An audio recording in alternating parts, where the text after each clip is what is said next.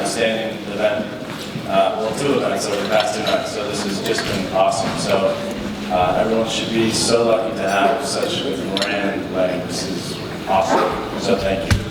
I would also like to thank Mark and Judith and Matt and Sherry for simply being exemplary couples. 35 years and 38 years of marriage respectively is both amazing and refreshing. And I hope everyone here takes the opportunity tonight to meet these 2 wonderful couples, and hopefully you get a chance to meet them together. You'll quickly realize the spark of love is still very present in each of them, and there's a certain brightness and swagger that comes when you have someone that lights your fire every night. So hopefully by pure osmosis, you guys can learn a thing or 2.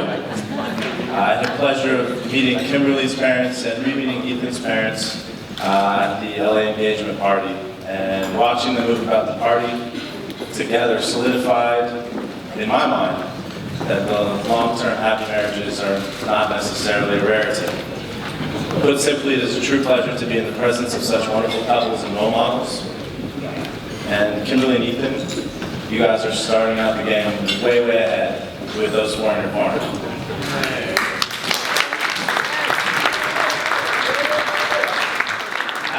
Having them as the norm to fall back on will go a long way in shaping a relationship. So, thank you to the parents, Mark and Judith.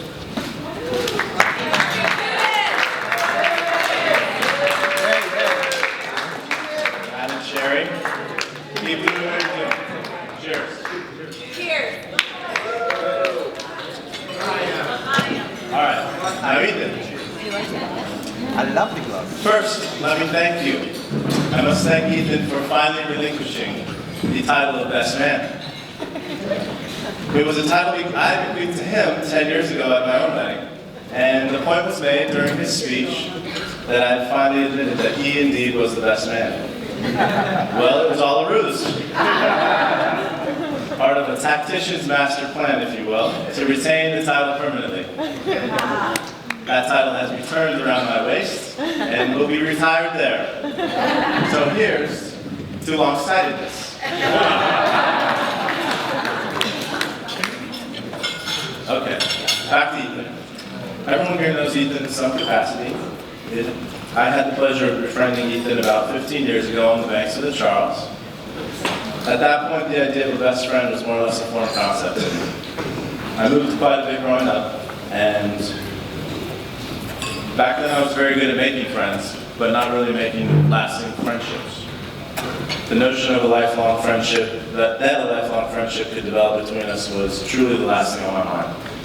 Needless to say, many days and many more nights of shenanigans with this man at my side created a lasting friendship that really redefined the word for me. So let me take my next breath and say thank you to Ethan for helping me define friendship and be the brother that I never had.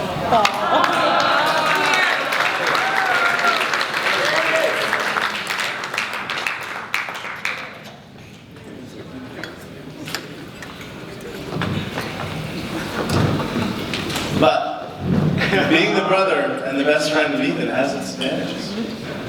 As many of you know, Ethan happens to be brilliant. I've essentially had a private poker tutor for the last 15 years. It's like having Phil Ivey in your head saying, dude, fold that. He raced for a reason. You're going to go home broke. Needless to say, he has helped keep my bankroll in check, so thank you for that. All right, there's a great story of Ethan growing up. When he was 2 years old, driving down to Florida with his mom. Forgive me for paraphrasing, Sherry, I'm sure you could tell this better. But as they were going down, Ethan was counting down the mile markers, 100, 99, 98, 10, 9, 8. Okay. So keep in mind, he's 2 years old. Anyway, they're nearing the end, and he asks his mom, so what happens when we get to 0? And his mom, thinking in driving terms, simply says, well, it's the end. We're at our destination. Ethan, being Ethan, says, well, why doesn't it continue? -1, -2, -3. was 3 or 4 that you got into imaginary numbers. Maybe 5 as the box transforms out of it.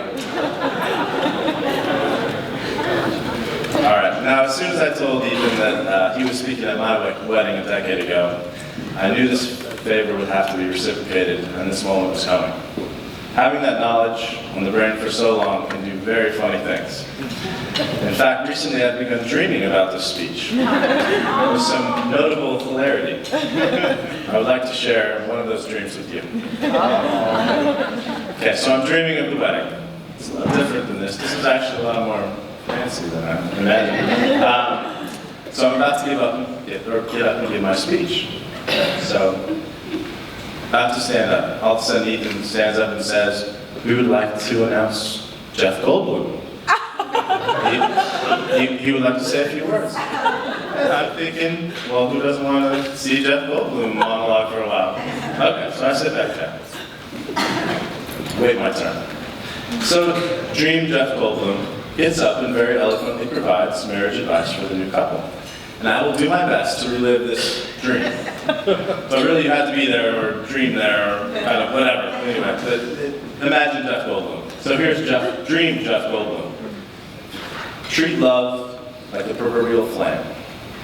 It warms, sometimes so much it can burn. Love warms the food at the table. It warms the air around your table.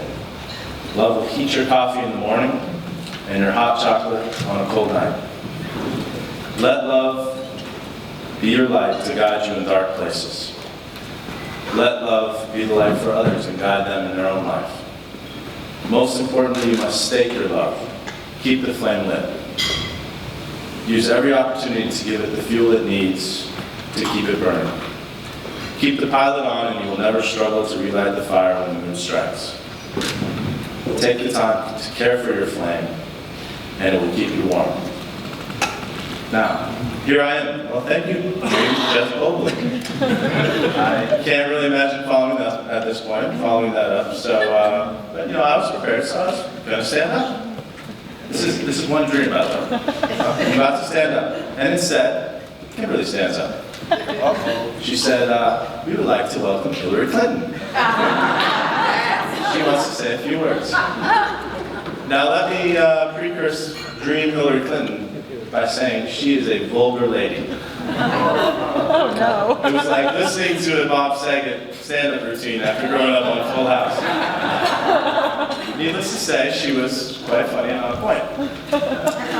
All right, so in reliving this dream for you, I thought about it a while, and I thought about the wording and the company present, so I decided to spare you the endless F-bombs, but if you would like to hear the full unrated version, I am happy to share it after a few more of these old fashions. So talk to me later. Okay, so Dream Hillary goes up. Love. Now remember, I'm not saying fuck. Love.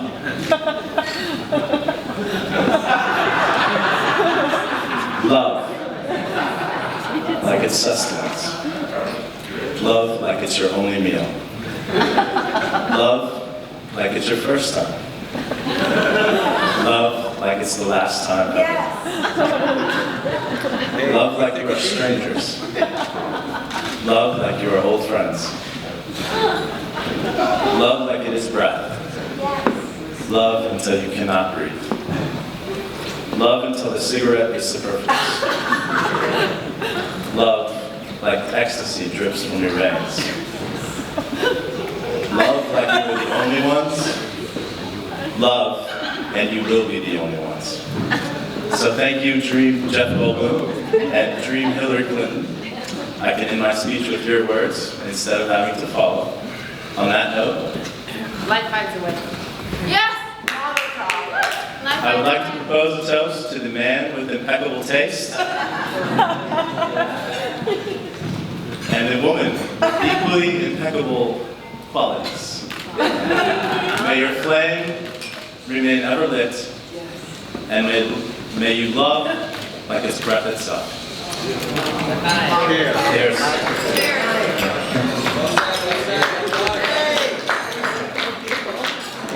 Let's have a nice round of applause for Phil. First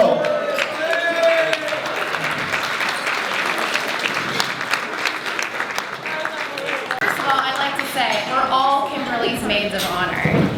Seriously, every single girl in the bridal party, Courtney, Raquel, Liz, Miley, all of you have done. You have an amazing relationship with Kimberly, and we're all her maids of honor. I was just the one that was elected to speak tonight, and I'm very, very, very, very honored. And I would also like to say thank you so much to the Browns and to the Searmans. I don't know where you're sitting. There's the Browns. And the Searmans, okay, yes. Very symmetrical, very Kimberly here. Because this is the most gorgeous wedding I've ever been to, obviously. I would expect nothing less, but thank you for hosting this incredible occasion.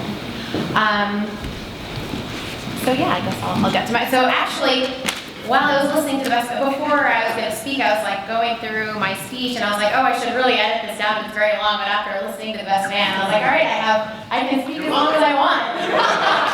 This crowd will accept a long speech, it's great. Only because our friends are so eloquent and Yes, brilliant. yes, exactly. Okay, so my name is Brooke, for those of you that don't know me, which is pretty much everybody except for the 3 people at this table. And I have the privilege of calling myself one of Kimberly's very best friends. Kimberly and I met back in 2007 after she moved to LA, which is almost 10 years ago, because it's 2016 now, which is kind of crazy to think about. We met through a mutual friend, and we've been glued at the hip pretty much ever since. Even though I didn't know Kimberly since childhood, I have known her since adulthood. And it's been an incredible journey watching Kimberly grow into the gorgeous, charismatic, brilliant, and successful woman that she presently has become. I watched Kimberly evolve from a neuroscience student to an aspiring actress to an event planner to the president and chief executive officer of an award-winning event production company. And one of the things that I love most about Kimberly, and there's a million things, but this is just one of the things because I literally have a limited window period to talk about her, is her absolute fearlessness in the business world. And, well, in the world in general, but for the purposes of the speech, in the business world. When I was still working at Hulu, I remember Kimberly met up with me for lunch one day.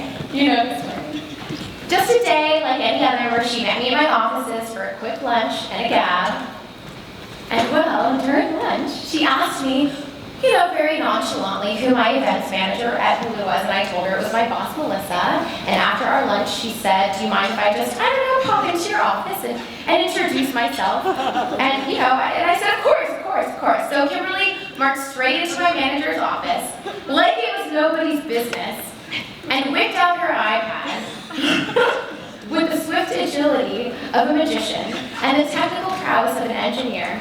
And she proceeded to, in the most unsolicited fashion, she basically showcased her entire professional portfolio. And I watched as my boss, I watched as her face went from politely obliging to indisputably engaged and committed to hearing more about Kimberly's background and expertise. So what started out, you know, it was basically a hard sell and a cold call turned into a qualified lead. And miraculously, Kimberly was able to sell herself and her company to one of the most cynical and skeptical professional minds in my entire organization, maybe even in my entire industry. And she did it with a hop in her step and a twinkle in her eye and without breaking a sweat. And guys, I literally have like dozens of stories about Kimberly that are exactly like this one. And it just demonstrates the confidence that she inspires in others. And, you know, I was going to cut this part, but screw it. I'm going to go ahead and say it because I have a microphone and it's your fault for giving it to me. A few years ago, a couple months after I had been given a job as an entry-level coordinator, and I was like very new to my industry and advertising, and I was swimming around in these waters, very, very, very uncertain of myself. I'll never forget that Kimberly threw this incredible party, as she usually did. This was like 8 years ago. And she invited this whole hodgepodge group of people from all different geographic origins and professional backgrounds.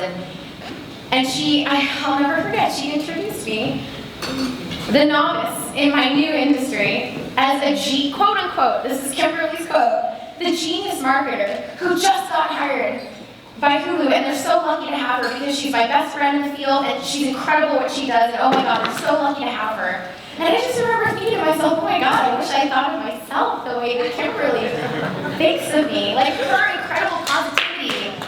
Sorry, I should like.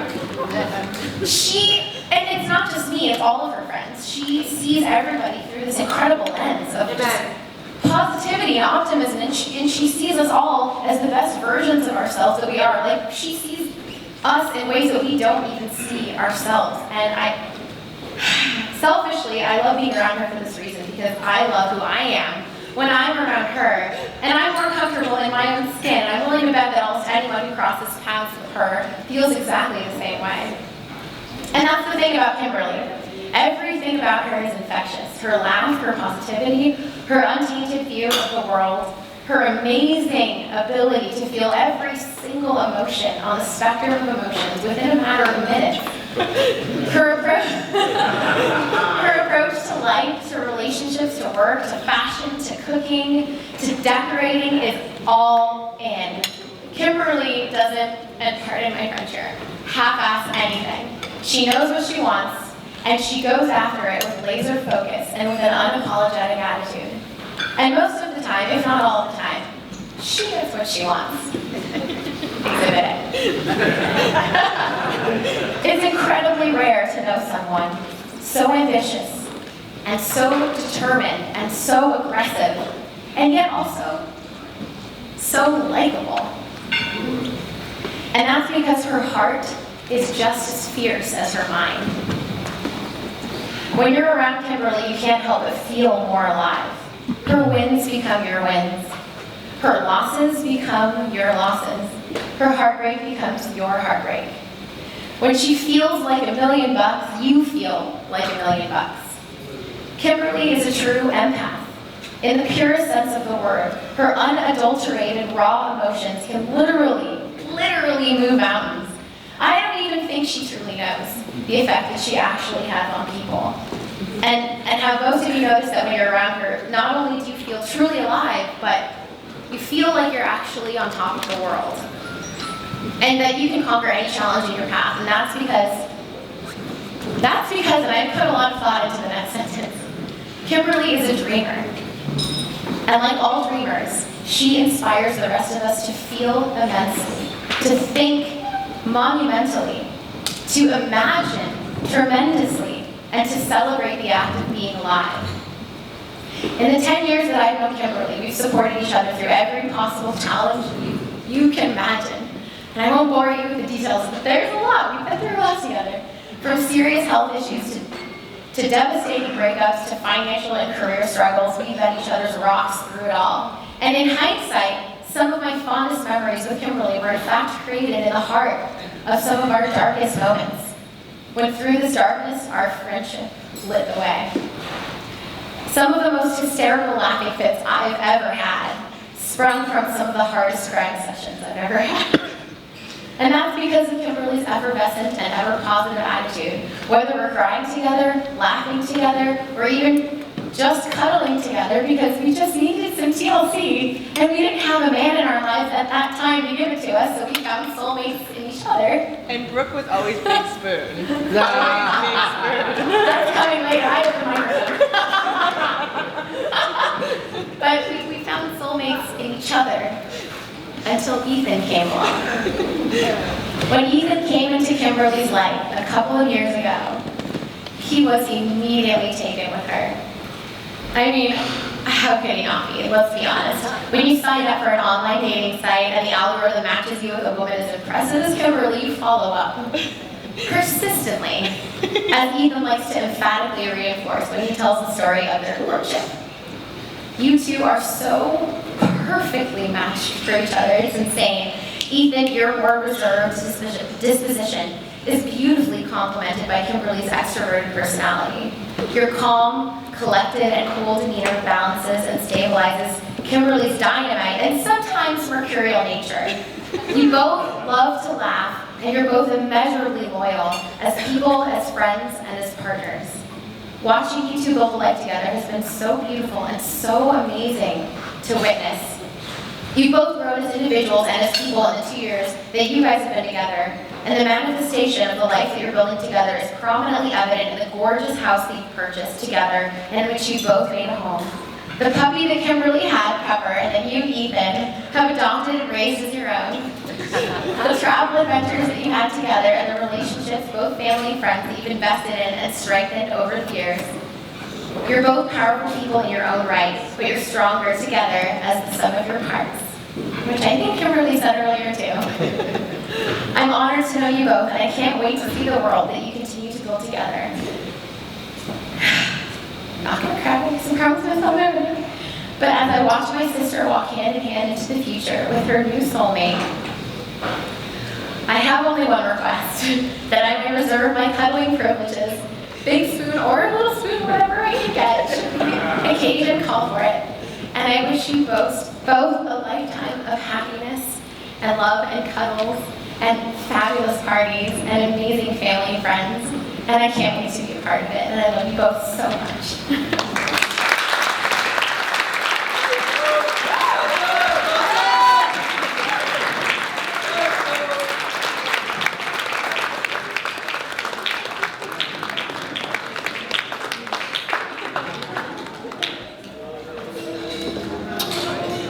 Let's hear it one more time for Brooke. My little toes is actually buried in your guys' car, which is disappeared somewhere. But I was like one of Kimberly's roommates in college and her sorority sister. And Ethan, I felt this toast needed to be a little advice for you. So, having lived with Kimberly for 3 years, first of all, I wanted to say, give her passion. Kimberly is the type of person that multiplies whatever love you give her. You give her some love, she multiplies it tenfold. You'll get it back 100-fold in return. So whatever you give her, enjoy it. She's a special catch. Second of all, be patient. She's not the most punctual. I actually advise that you set the clocks about an hour and a half ahead of time, and then you might show up 15 minutes late. But you'll always be fashionable, and if you're patient, I promise you that when you get there, it's going to be worth it. Because every event is going to be a fabulous, special time. And then third of all, enjoy the quiet times. My favorite moments with Kimberly during college is when we snuggled on the couch watching Charmed. It was a special show. But you know what?